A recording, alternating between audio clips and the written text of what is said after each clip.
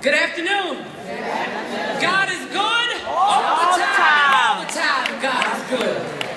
It is sincerely a privilege and an honor to get this award, and I thank the Black Women's Agenda for giving me this award, and I also congratulate all my fellow awardees, and it's really an honor for me to be able to share this with my esteemed co-chair of the National Social Action Commission of Delta Sigma Theta Sorority.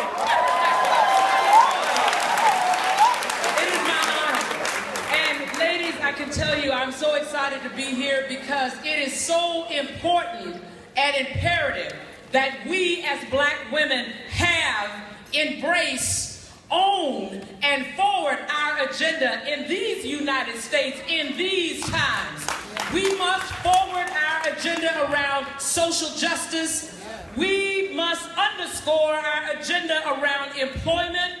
We must forward our agenda around political power and political parity, and we must underscore the agenda around economics. If you do not have the economics, translation, if you do not have the money, you can't sit at the table. And it is important that we embrace that and understand and own our power and own our agenda around leading. We so easily give away our power. We do not understand what it truly means to lead. And before I leave, I'd like to give you my definition of what I think powerful, impactful, influential leadership looks like around this agenda. And it's around the letters in the word leader. The L stands for leverage. You need to understand that if you are still in the company, if you are still in the seat, you are not there because they need somebody Black or somebody who's a woman.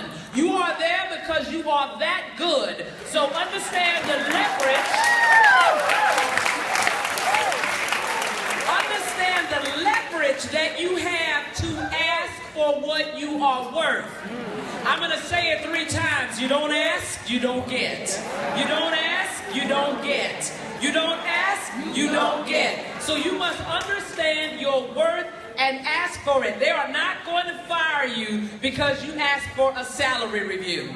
They are not going to fire you because you ask for a raise. If you are in the seat, it is because they value you. The E stands for efficiency. Make sure that whenever you go into any kind of situation, you ask, what does success look like? I want to deliver that which you value. I don't want to just work hard. I want to deliver that which you value. What does success look like? The A stands for authenticity. Anytime you can be who you really are, you will always excel. So choose the seat that will allow you to be all of who you really are, because your authentic self is your competitive advantage. Nobody can be you the way that you can be you. Your D stands for being decisive, and it stands for diversity. And I know I don't need to tell a room full of Black women about the power and the business case of diversity, but let me leave you with this, because we are 25 years into the conversation about diversity in corporate America. And I still hear people saying, well, what's the business case for diversity? So I'm going to give you the business case really quickly. So the next time you hear it, you'll be able to articulate it. All of us in every industry are competing around innovation.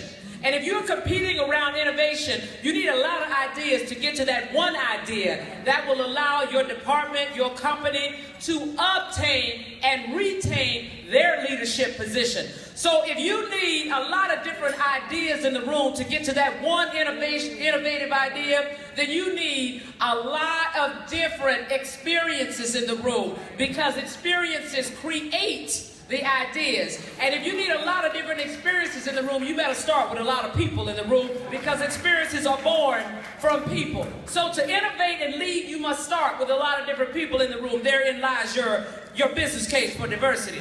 And the E stands for being engaged. Ladies, you cannot sit at your desk and put your head down and say, I'm just going to do my work and it'll all work out. Because I will tell you, there are 2 kinds of currency in any environment: performance currency and relationship currency. And performance currency will get you only so far in the first 3 years of your career. But after that, it's about who you know in your environment. And when you keep your head down, they don't get to know you. And they will not promote you. It's not about your work. It's about whether or not I know you, not whether or not I like you. Invest in the relationship so they know you and will want to spend their currency on you behind closed doors. And finally, I leave you with the R.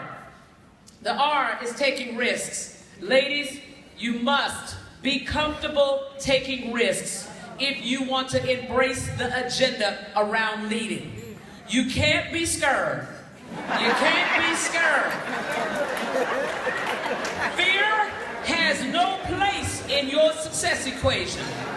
Fear has no place in your success equation. Anytime you approach anything in your life from a position of fear, you will always underpenetrate that opportunity. And as I said, anytime I feel it creeping up the back of my neck, I remind myself of that old Southern saying, fear is just false evidence of things appearing real. It's really not there. Because what's the worst that can happen if you take a risk and it doesn't work out? So you fail. But guess what? Failure always brings you a gift. And that gift is called experience. Now you know how to do it better. Now you know how to do it differently. Now you know how to do it successfully. At the margin, it is always worth taking the risk. Success does not just happen. You must be intentional.